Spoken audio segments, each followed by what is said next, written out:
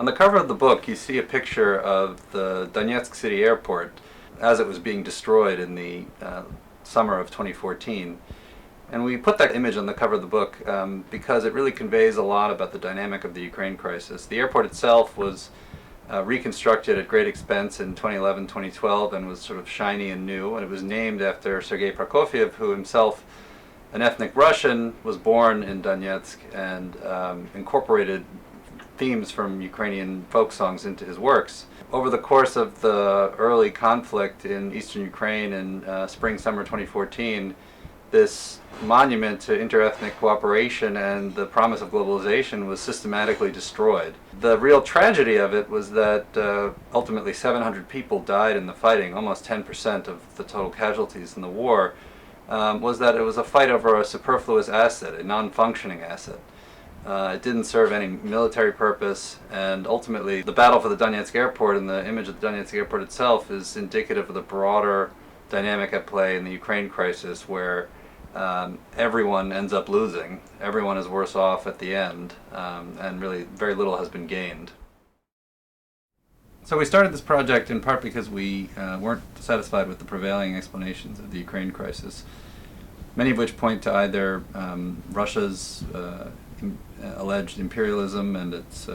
desire to dominate its neighbors, or the West policies after the Cold War, which are said to have put Russia into a corner, or even that Putin took his actions in 2014 because of domestic politics, that he wanted to boost his popularity. We find all those explanations somewhat lacking, particularly because they ignore what we think is the most important dynamic, and that is an interaction between Russia and the West that developed over the course of the post-Cold War period, that particularly in the 2000s took on a zero-sum character, with both sides trying to achieve gains at the other's expense and neither seeking mutually acceptable outcomes. And that ultimately led,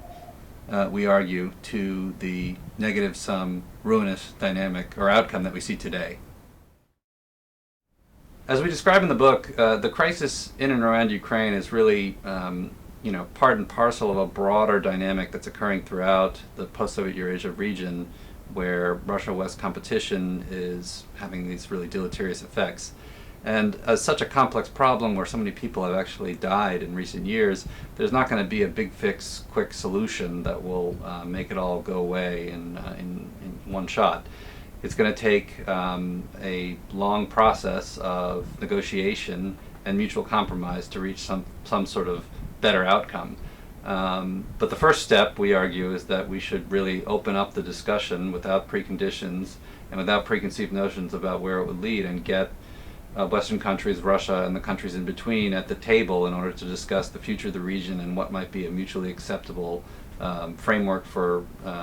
prosperity and security, so that we can get out of this negative-sum dynamic we find ourselves in today.